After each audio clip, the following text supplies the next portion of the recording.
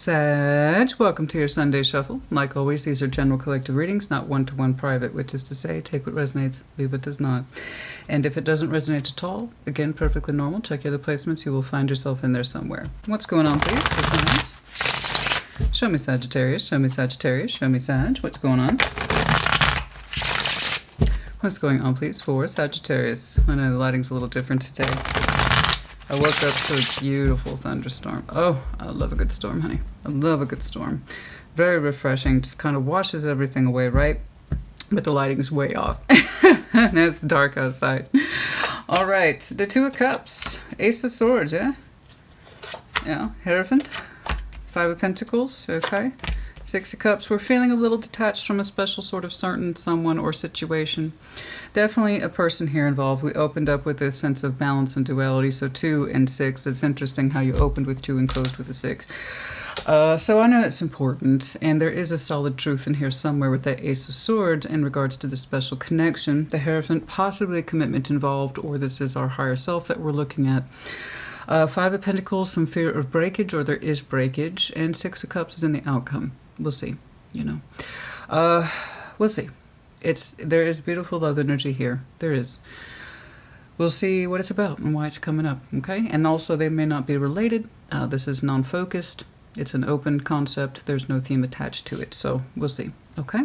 Let's see what's going on. Let's see that Two of Cups, please. Show me that Two of Cups. Show me that Two of Cups, please, for Sag. I've had this deck for years, but it's very snappy. It's the vintage tarot. I do like it. Show me that Two of Cups, please. Show me that Two of Cups. Show me that Two of Cups. Show me that Two of Cups, please.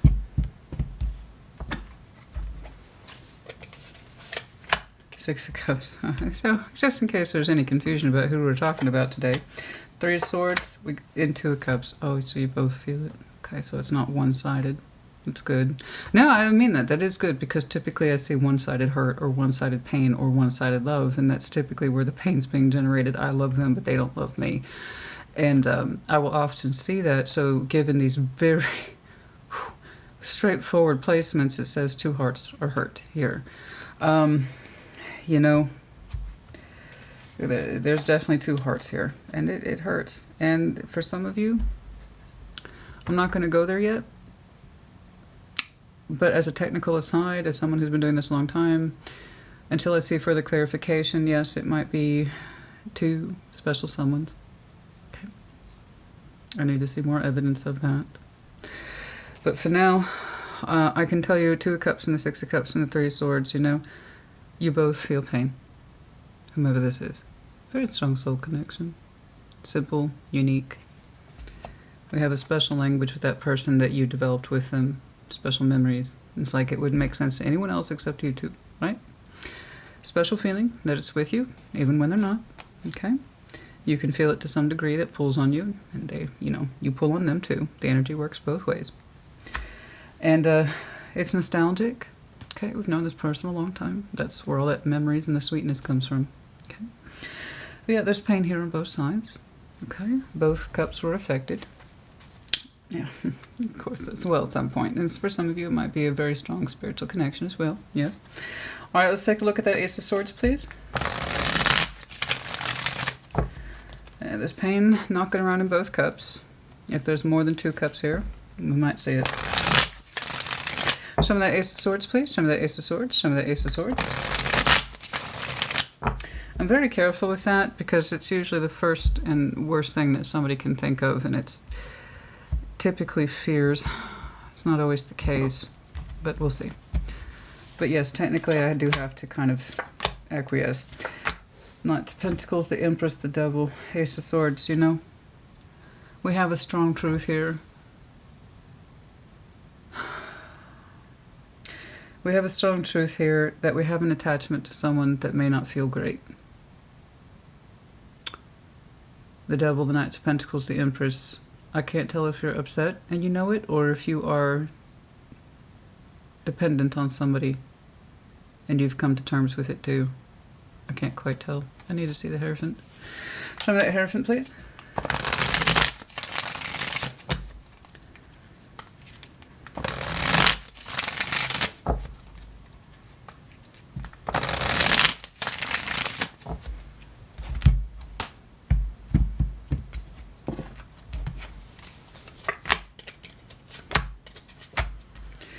Queen of Swords, Ace of Wands, the Knight of Swords. We want to take action towards this. Okay. We want to take action towards it. So that Devil's coming in as a pressure then. A pressure to do something. Couldn't tell. It's like, are we emotionally dependent on somebody? Because we opened up with a great deal of emotion, and you're closing off with it too. The Empress automatically denotes someone who's important. Self-empowerment, beauty, generosity, just love. A lot of strong love, strong character. Okay, but also gets things done. She's not just sitting there looking pretty, right? She does things. And the Devil, the Knight of Pentacles, there's a strong truth here that we feel pressure, increasing pressure, no matter how slow, to do something. Okay? And it's become a stronger truth for someone here that we can't deny it. There's this mounting pressure with the Devil sitting on that Knight of Pentacles. You can go as slow as you want. But there's this feeling here of pressure to do something. And part of it comes from a hard truth, possibly anger, frustration, not knowing what to say or what to do, and thus it slows our movements and inhibits or prohibits our movements, I should say, towards someone we would fundamentally like to take action towards. Okay. And that's fear. It's fear. It's fear to do something, to present oneself, to present one's communication and intentions. It's coming across now as fear. Now I had to further clarify that Hierophant. So we, the Hierophant here with the Queen of Swords, Ace of Wands, the Knight of Swords. Somebody here outside the fear to do something, and what does that look like? What do we even say? Somebody's higher self here, as the Hierophant says, I know I should do something. Take action. To go from a Knight of Pentacles to a Knight of Swords, take some action and mean it. To clarify my thoughts, to clarify the intention here with the Ace of Wands. To talk about it, to do something, to discuss sword, thought, action. Ace of Wands. Do I dare have any hope towards this? I need to find out. So it's kind of like I'm afraid to know if I should have hope, but somebody's higher self says, well, if I ever want to know, I'm going to have to find out. You know? It's interesting. We got a lot of truths flying around here. One says, hold back, don't do anything, I'm afraid. And the other one says, if you want to ever feel that you have hope again a day in your life, buddy, sis, you got to do something. Make up your mind. Commit to it with the Hierophant.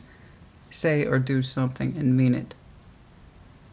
Otherwise you can be 50 miles behind whatever that is that's so important to you, and be afraid to ever approach it, look at it, or discuss it again in your life.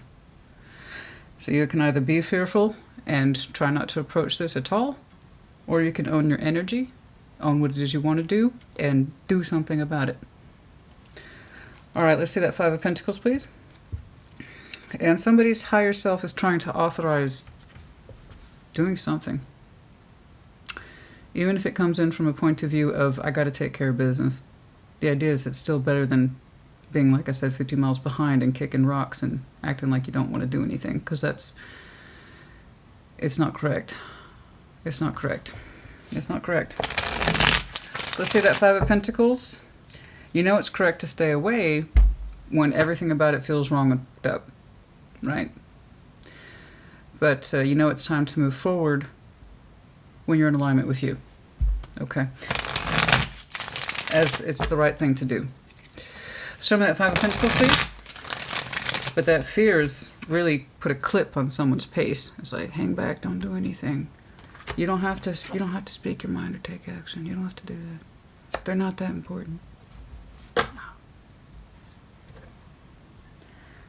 And excellent point, Spirit. Thank you very much. That is Five of Swords, yes. Self-sabotage, 100%. The Devil's just a hyperactive form of it, that's all. Let's see that Five of Pentacles, please. Show me that Five of Pentacles, show me that Five of Pentacles, show me that Five of Pentacles. Who is responsible for what? I could not say. You're both showing me dual cups. King of Cups, Queen of Wands, the Ace of Cups. Wow, that's a lot of love and forgiveness from whomever. King of Cups, Queen of Wands, the Ace of Cups. The breakage here is mendable. Someone here has a very malleable heart, flexible. They'd rather be open and receptive to love than to push it away or break it. So in other words, they're open to mending, Somebody here is with the fullness of heart. They could be a water-fire combo. That's a pretty prominent combination right there. Ace of Cups, but yes, with the fullness of heart, the breakage can be forgiven. In other words, when they say what their feelings are, they mean it. That's someone who very much understands who they are and what they feel. And they're saying it could be that Five of Pentacles could mean nothing. If it meant opening the heart back up towards this in a way that's healthy and positive. So that's lovely. That's lovely. It's either you or them. Somebody here is tasked with understand that they're hanging back, wanting to do something, but keeps talking themselves out of it. That's the fear talking, form of self-sabotage. But then that same person has a higher self that says, I will never understand if I should have hope for this unless I do something. This is the same person. The reaction, I believe, or rather the spirit of it. You must keep in mind we opened up with 2, 2, 6, 6. Okay? And it's all cup. Am I surprised to see the actions and thoughts and feelings of one person and the other person's reaction? Absolutely not. It'd be ludicrous not to. I just wish I had more time, but I don't. So we gotta wrap it up. Show me that 6 of Cups, please. Once more with my laughter that keeps coming up. I am very much a real person. Okay? Like I said, I know who I am. I do laugh a lot because I'm a happy person. I'm not a miserable SOB. I have a real reaction, guys. My laughter is not meant to make you feel bad about you. I'm sorry that if that offends you, that's because it's the place you're in, but it's not a representation of who I am. I laugh, okay? But again, it's not an insult. It's been coming up a lot, and it's usually by new folks who have no idea what I'm like or what my personality is like. And, you know, for the time being, I'm going to keep throwing that in there for a little bit until people calm the hell down about my natural reactions. Because I'm not going to change who I am, and I'm not going to suppress my personality because someone's having a bad day. I don't do that. Okay. 7 of Wands. Currently, I see no action being taken. Okay. So this is all kind of in theory. It hasn't been authorized yet. I apologize if I'm repeating myself, because that's kind of what I do. So the Hierophant, again, I honestly don't remember if I said this, but he's a permissions guy. Yes or no? Okay. He has to give himself permission in order to grant that kind of activity. So it's under contemplation. I'm seeing the negative side and the positive side, both trying to figure each other out. I can see this person's potential response to healing the breakage. They're all for it. They put their heart into everything that they do. The outcome is yet to be unknown because the 6 of Cups, it hurt here with the 5. And it's under the moon and the 7 of Wands. This is active rejection of the pain for fear of it, for fear of feeling that pain. Also for fear of being hurt by this connection if we try to re-engage with it. That's a lot of fear, and that's a lot of emotional suppression. The exact thing I say don't do. Okay? It's the exact opposite. We don't want to do this. Because we will never know what could be if we're too busy denying everything that hurt us and how it happened and how it came to be. In this respect, it literally took 2. 6 of Cups, 6 of Cups, 2 of Cups, 2 of Cups. Okay. So somebody here is terribly, terribly afraid of hurt. And for now, they are rejecting what's under the moon, and that's the pain. Until it's come to terms with, I don't see the Hierophant authorizing any particular action. No. It's there as a theory. And a very strong theory. There's a very strong desire for someone to do something, and they want to know if they can have hope. But they have to be willing to commit to that particular action. Okay? As far as I can tell, the devil's kind of winning at this point. I don't want it to. It hurts. It hurts on both sides. But the one who's most afraid of being rejected is the one that's tasked with kind of dealing with their own shit before they can approach this, and therefore give themselves permission to approach it, you know.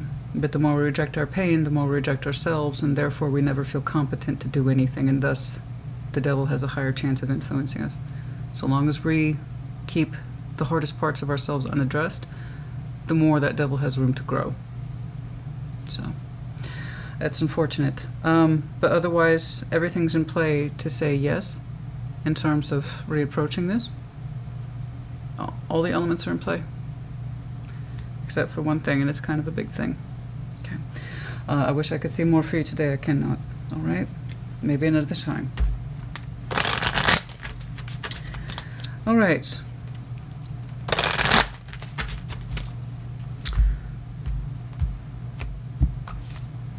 The wheel, we have both endings here and beginnings. It was on the sideway, indicative to both. So if there was an ending here, there could be a new beginning. But we won't know the beginning until we understand better the ending that preceded it. One usually begets the other. But yeah, you know, when one door closes, another can open. And we can also reopen doors that were once closed. It's all indicative to the wheel. It's what we as human beings learn in the interim that help us decide if we should open or close that door. Unfortunately, somebody's information about whether or not they should open that door or try to or permanently close it is not trustworthy because the devil is dictating that particular action and or thought. Therefore, it's not an honest representation of endings or beginnings. We have to know that we want it and authorize it, but first we have to understand where the hell the pain's coming from. Old man, okay? Okay. Someone here might be a little bit older, okay? Or there might be an age difference between you and whomever is sharing this cup with. I don't really care about that. So long as two people are on the same page, I could care less. But here we have a demographic description of someone who might be an older male. It could be this person or who, I don't know. I don't know. But the inheritance, then the male.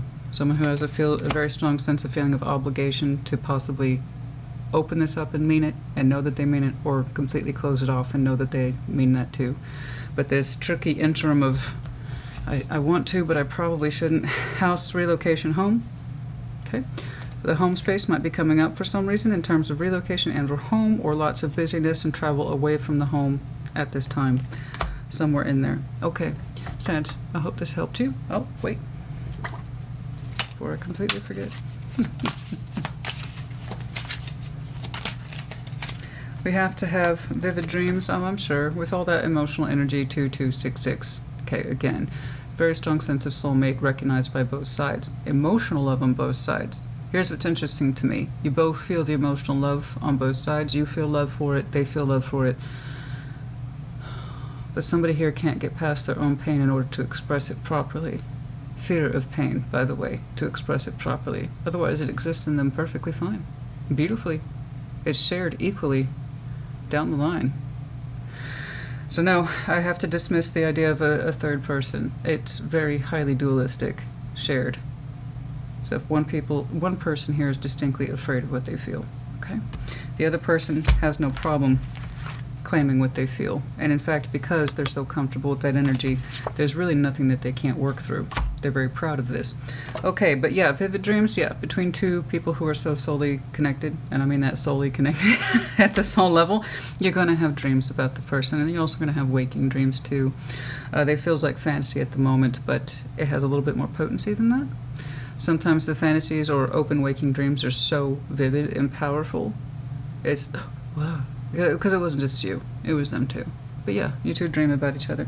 We have to have the courage to change, okay? We have to have the courage to change and stop allowing a devil to pursue us and tell us what to do. But when you're kind of like that ingratiated or ingrained into devil energy or Five of Swords, it's easier said than done. You have to know that you need to change and what parts and why in order to act upon change. Otherwise, you're going to be convinced you have nothing to change. Okay, I hope this helped you. Put in the comments. Take care. Be well.